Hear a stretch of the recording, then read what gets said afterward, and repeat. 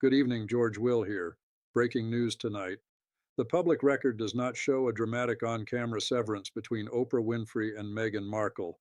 What it shows, and what serious viewers should examine carefully, is a narrowing of posture, a visible retreat from advocacy into distance, from architect of a global media event to detached observer of its consequences. That distinction matters because in institutional politics, the decisive move is often not denunciation but separation by degree. The evidence begins with Oprah's own words. In September 2022, speaking with Gayle King, she said she didn't set out to do a bombshell interview and was as surprised by the bombshell as everybody else. That is not the language of a partner defending a shared project. It is the language of a broadcaster stepping back from ownership of what followed. In plain terms, she was repositioning herself from participant to witness, from co-author of the moment to curator who merely opened the door. That is the first and most credible indicator of distance, because it comes not from palace gossip or tabloid inference, but from Oprah herself. The second point is evidentiary discipline. The interview was marketed as testimony, not adjudication. That distinction later proved central.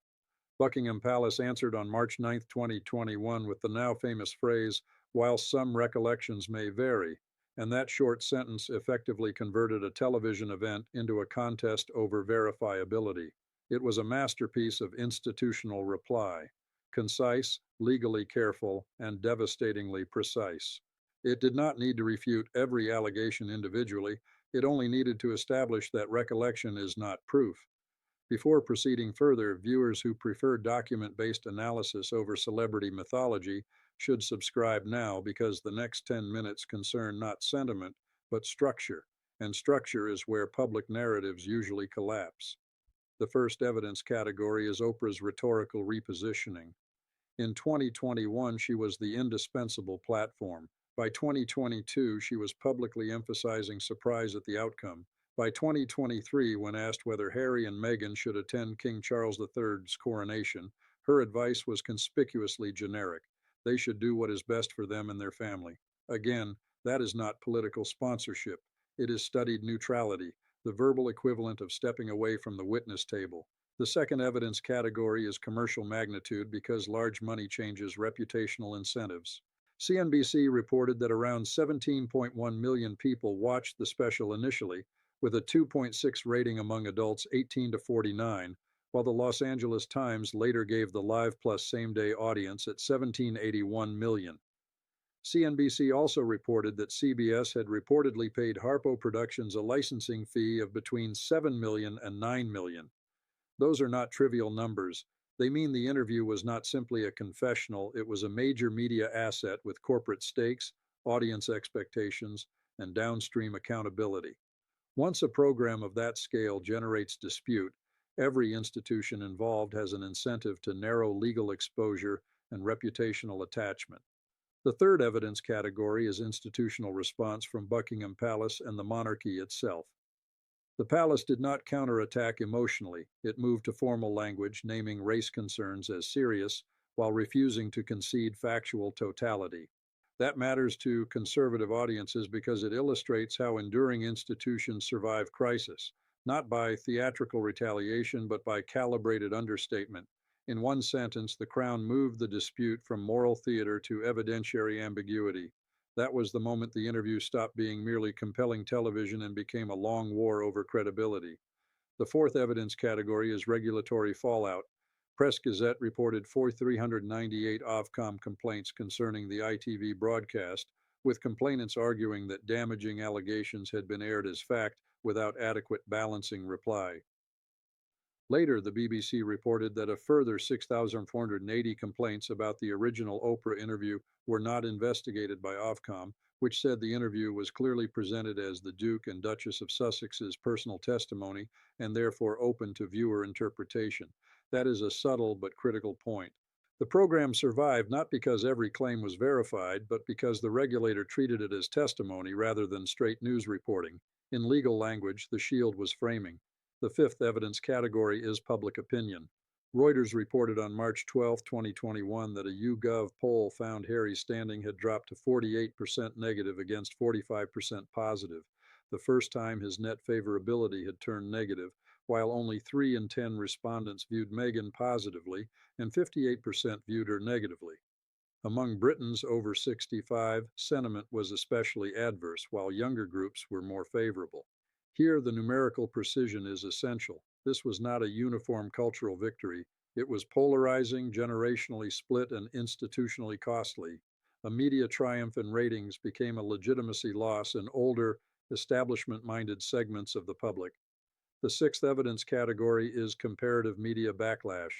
The BBC reported 57,793 complaints tied to Piers Morgan's Good Morning Britain remarks after the interview, the highest in Ofcom's history at the time, while Ofcom's reasoning stressed Broadcasting Code Rule 2.3 and the importance of context and competing views.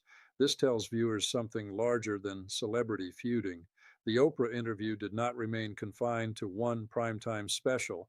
It triggered a second-order fight over press freedom, mental health claims, race discourse, broadcaster obligations, and who may publicly disbelieve elite testimony without institutional punishment. That is the real fallout, and it is far more significant than whether one famous friend still returns another's calls. Now the chronology, because chronology is where haze gives way to pattern. On February 15, 2021, Reuters reported the coming interview, establishing anticipation before the program even aired. On March 7, 2021, CBS broadcast the special in the United States. On March 8, ITV carried it in the United Kingdom, turning an American television event into a British constitutional media crisis. On March 9th, Nielsen numbers began confirming the magnitude of the audience, first roughly 17.1 million, then 17.81 million on Live Plus same-day accounting. On March 9th, Buckingham Palace issued its statement with "Recollections may vary." On March 12th, Reuters published the YouGov polling showing a sharp deterioration in Harry and Meghan's standing in Britain. By March 17th, Press Gazette reported 4,098 Ofcom complaints about the ITV broadcast. Through the spring and summer of 2021, arguments over fact-checking, race framing, and broadcaster balance intensified across the British press. On September 1, 2021, the BBC reported that Ofcom would not investigate the original Oprah interview despite 6,480 complaints because it was presented as personal testimony. In September 2022, Oprah told Gayle King she had not set out to do a bombshell and had been surprised by the bombshell herself. In March 2023, asked about the coronation, Oprah declined any grand moral framing and offered only family-first neutrality. There, in 10 entries, the pattern is unmistakable. Announcement spectacle, ratings surge, palace rebuttal, polling damage, complaints, regulatory insulation, and then Oprah's gradual rhetorical withdrawal. The legal consequences require sober handling. There was no criminal prosecution arising from the interview, and serious commentators should say so plainly, but there were legal frameworks hovering over every disputed sentence. In the United Kingdom, Section 5 of the Ofcom Broadcasting Code governs due accuracy in news, while Rule 2.3 addresses materially misleading audiences through context.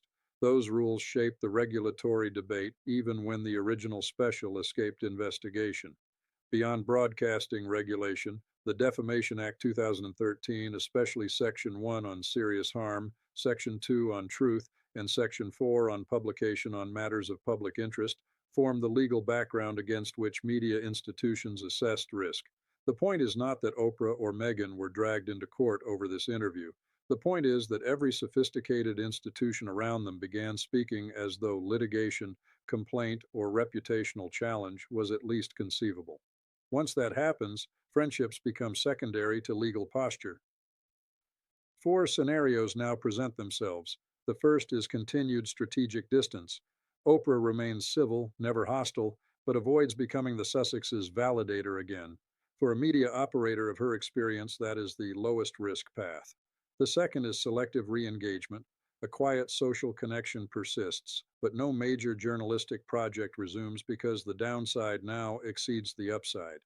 The third is reputational divergence. Harry and Meghan continue to carry the burden of disputed public claims, while Oprah preserves her brand by insisting she hosted testimony rather than certifying fact. The fourth, and most consequential, is renewed exposure through future memoirs, lawsuits, or disclosures. in which case every word from 2021 will be relitigated in the court of public memory, and those who were once adjacent will work even harder to show they were never fully responsible for the content. Of these, the first and third are the most probable because they align with Oprah's existing pattern. No dramatic break, no emphatic embrace, simply distance by calibration. That is often how power protects itself, so the conclusion is narrower than tabloid thunder and more serious than gossip. Oprah Winfrey has not publicly declared war on Meghan Markle. What she has done in the verifiable record is something smarter. She has reduced ownership, diluted proximity, and moved from sponsor to spectator as the interview's aftershocks expanded from ratings to regulation to reputational damage. For older viewers especially, the lesson is familiar. Institutions remember, audiences polarize, and elite alliances rarely end with a speech. They end with a sentence, a pause, a refusal to recommit. If this analysis has been useful, subscribe now, because the next report will examine the other side of this equation. Which specific claims from the 2021 interview proved most vulnerable when tested against public records, institutional procedure, and later corrections? And for tonight's polling question, viewers should answer in one word in the comments: was Oprah's move prudence, loyalty, or retreat? Because the answer to that question may determine how the next chapter is written.